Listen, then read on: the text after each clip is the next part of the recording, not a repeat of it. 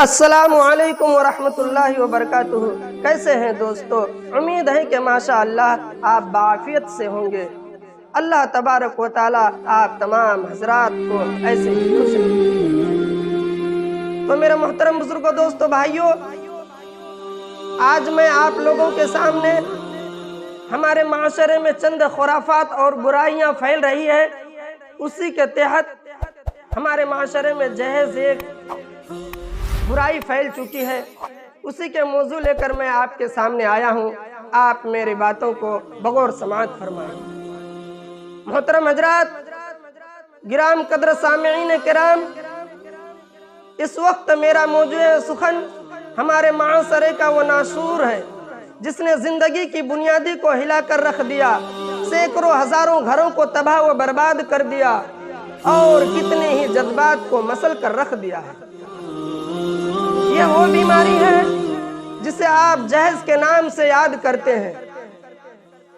ہمارے اور آپ کے آقا جناب محمد رسول اللہ صلی اللہ علیہ وسلم ارشاد فرماتے ہیں کہ جو شخص عزت حاصل کرنے کے لیے شادی کرے گا، اللہ تبارک و تعالی ان کو ذلت کے سوا کچھ نہ عطا کریں گے، اور جو شخص مال کے لالچ میں شادی کرے گا، اللہ تبارک و تعالی اس کو فقر و فاقہ اور تنگ دستی کے سوا کچھ نصیب نہ کرے گا۔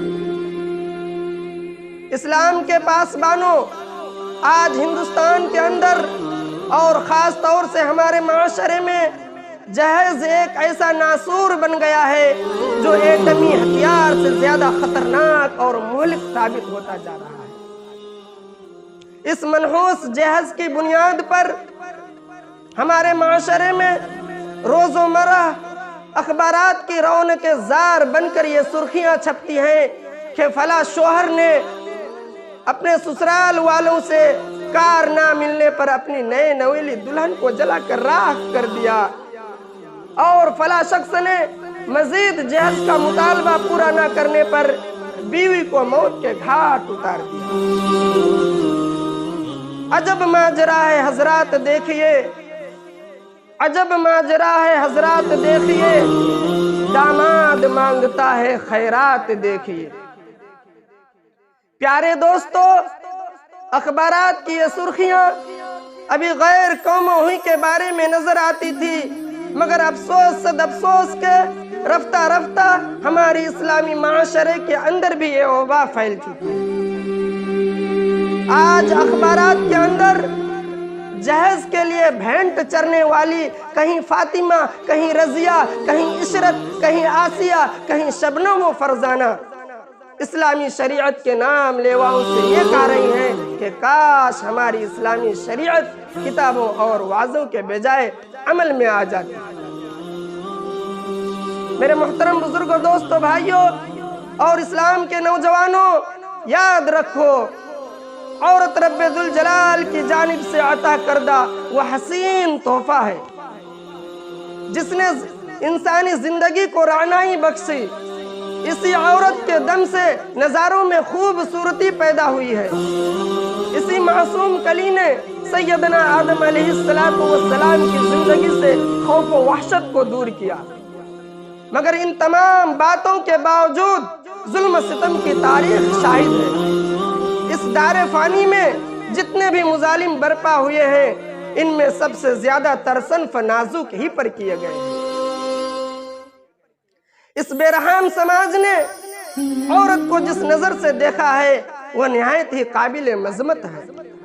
تاریخ عالم ان دردناک واقعات سے بھری پڑی ہے کہ کبھی نمرود نے سیدنا مریم علیہ السلام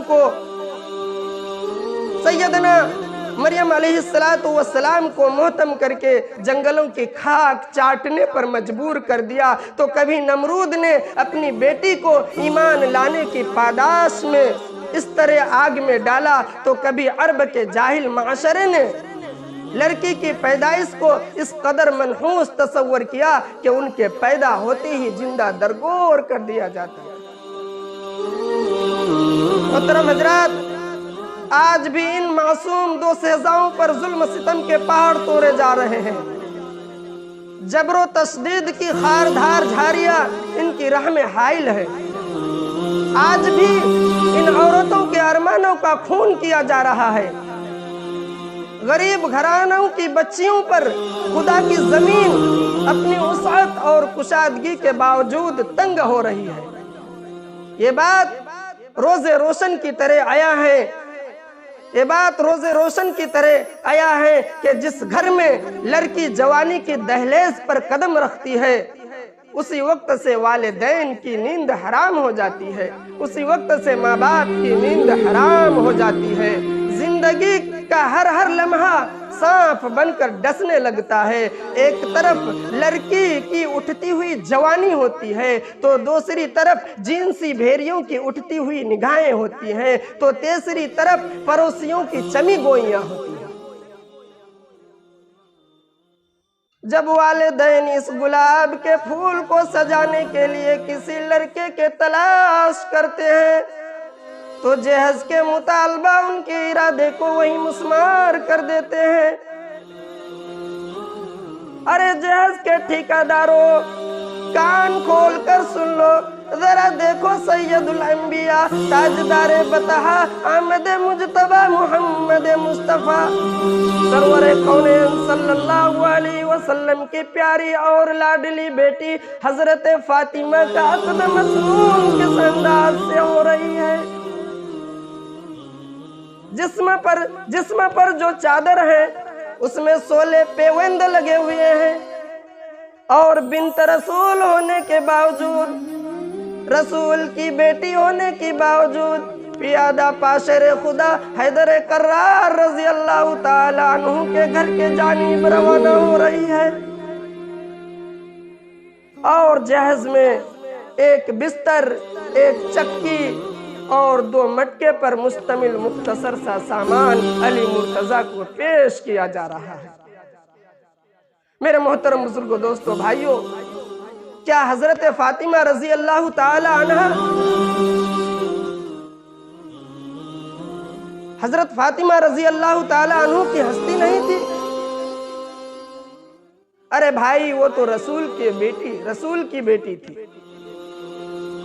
اگر وہ چاہتے تو پہاڑ کو بھی ان کے لیے سونا بنا دے، اللہ تبارک و تعالیٰ کے حکم سے۔ ایک مرتبہ حضرت جبرائیل علیہ السلام سے کہا کہ اللہ کے رسول صلی اللہ علیہ وسلم، آپ کو طائف والے بہت پریشان کرتے ہیں، جب آپ ایمان کے دعوت دینے جاتے ہیں تو پریشان کرنے لگتا ہے، آپ کے پاس کچھ سامان نہیں ہے، اگر آپ کی اجازت ہو تو اللہ کے حکم سے اس پہاڑ کو میں سونا بنا دوں گا آپ کے لیے۔ لیکن میرے محترم بزرگوں، دوستو، بھائیوں، ہمارے نبی نے کہا، اے جبرائیل، نہیں، ہرگز نہیں۔ تو چاہتے تو ہمارے نبی اپنے بیٹی کے لیے کیا سے کیا نہیں کر سکتے، لیکن کتنے سادگی سے نکاح ہو رہا تھا۔ آج میرے محترم بزرگوں، دوستو، بھائیوں، آج ہم یہ کہتے ہیں کہ ہمارا بیٹا ڈاکٹر ہے، ہمارا بیٹا پائلٹ ہے، ہمارا بیٹا گریجویٹ ہے، ہمارا بیٹا انجینئر ہے، ہمارا بیٹا ٹیلی فون آپریٹر ہے، ہمارا بیٹا امریکہ اور لندن میں رہ کر ایک بڑے سے بڑے کمپنیوں کو چلانے میں انجام دے رہا ہے، ان کا کردار ادا ہو رہا ہے، ان کا علم خرچہ ہو رہا ہے، اس لیے جہیز میں جہاز چاہیے۔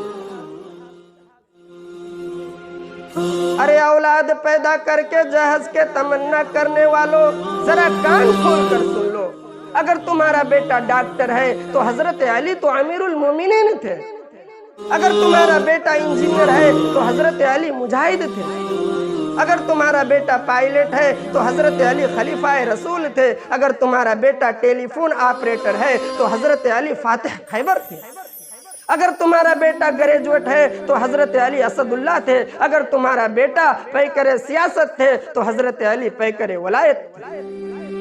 کیا حضرت علی تمہارا بیٹا سے کم تھے؟ ارے حضرت علی کا مقام تو وہ ہے، حضرت علی کا مرتبہ تو وہ ہے کہ جو ایک دن میں 60,000 قرآن پاک کو ختم کر دیا کرتے، قرآن کریم کے حافظ تھے، عالم تھے۔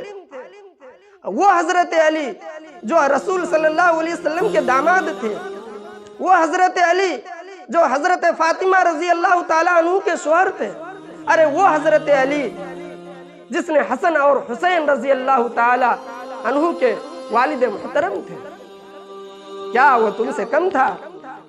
ہرگز نہیں، ایسا مت سوچئے میرے دوستو۔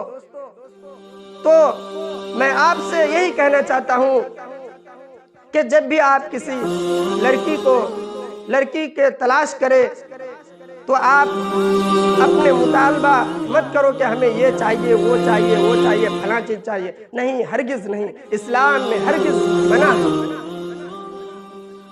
اگر منع نہیں مانیں گے تو انشاءاللہ پھر اللہ کے طرف سے وہی عذاب جو پہلے میں نے حدیث پڑھا کہ جو شخص عزت حاصل کرنے کے لیے شادی کرے گا اللہ تبارک و تعالیٰ ان کو ذلت کے سوا کچھ نہ دیں گے۔ تو جہیز اس لیے لیا جا رہا ہے نا کہ میرا عزت ہو، نام ہو، کہ فلاں شخص کو دیکھو کتنا بڑا جہاز دے دیا، وہ دے دیا، یہ دے دیا۔ اور جو شخص مال کے لالچ میں شادی کرے گا اس کو فقر و فاقہ، تنگ دستی کر دیتے ہیں اللہ تبارک و تعالیٰ، ان کے رزق کو گھٹا دیتے ہیں۔ تو میرے محترم بزرگوں، دوستو، بھائیوں، ان سب چیزوں سے ہمیں بچنے کی ضرورت ہے۔ تو آئیے تمام حضرات ہم سب مل کر اس بات کا عہد کریں کہ اس جہیز جیسی ملعون رسم کو مٹا کر دم لیں گے، اس جہیز جیسی ملعون رسم کو مٹا کر دم لیں گے۔ یہ سنگ گرا جو حائل ہے رستے سے ہٹا کر دم لیں گے، ہم پھول بھی ہیں تلوار بھی ہیں باطل کو مٹا کر دم لیں گے۔ میرے محترم بزرگوں، دوستو، بھائیوں، ہم نے جو کہیں اس پر عمل ہم کو اور آپ کو عمل کرنے کی توفیق عطا فرمائے۔ اب میں اپنے باتوں کو ختم کرتا ہوں، اب دیجیے اجازت۔ السلام علیکم ورحمۃ اللہ۔